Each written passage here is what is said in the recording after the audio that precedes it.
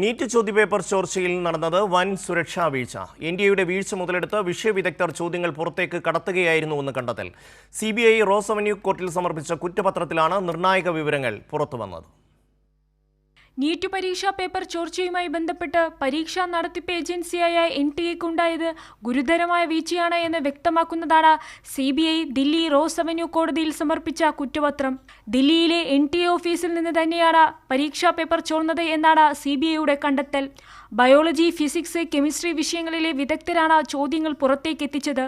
ചോദ്യപേപ്പർ തയ്യാറാക്കാൻ വേണ്ടി നൽകിയ റഫ് പേപ്പറിൽ ചോദ്യങ്ങൾ പകർത്തിയാണ് ഒരാൾ പേപ്പർ ചോർത്തിയത്.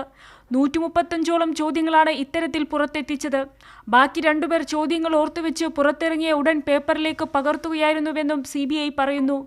പരീക്ഷാ പേപ്പർ തയ്യാറാക്കുന്ന മുറിയിലേക്ക് പ്രവേശിക്കുമ്പോഴും പുറത്തേക്കിറങ്ങുമ്പോഴും വിദഗ്ധരെ യാതൊരു ദേഹപരിശോധനയ്ക്കും വിധേയമാക്കിയില്ല.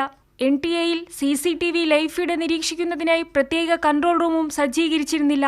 പരമാവധി 25 ദിവസത്തെ CCTV ദൃശ്യങ്ങൾ മാത്രമാണ് ലഭിച്ചതെന്നും സിബിഐ കുറ്റപത്രത്തിൽ പറയുന്നു. കോച്ചിംഗ് ഇൻസ്റ്റിറ്റ്യൂട്ടുമായി ബന്ധമുള്ള അധ്യാപകരെ തന്നെ പരീക്ഷാ പേപ്പർ തയ്യാറാക്കുന്നതിനായി നിയമിച്ചതിൽ ദുരൂഹത നിലനിൽക്കുമ്പോഴാണ് എൻടിഎയുടെ സുരക്ഷാ വീഴ്ചകളും പുറത്തുവരുന്നത്. എന്നാൽ അധികൃതരുടെ വീഴ്ചയും എൻടിഎ സംവിധാനത്തിനകത്തെ പങ്കാളിത്തവും അന്വേഷണ പരിധിയിൽ ഉൾപ്പെടുത്താതെ ഉന്നതരെ സംരക്ഷിക്കുകയാണ് സിബിഐ. കൈരളി ന്യൂസ്, ദില്ലി.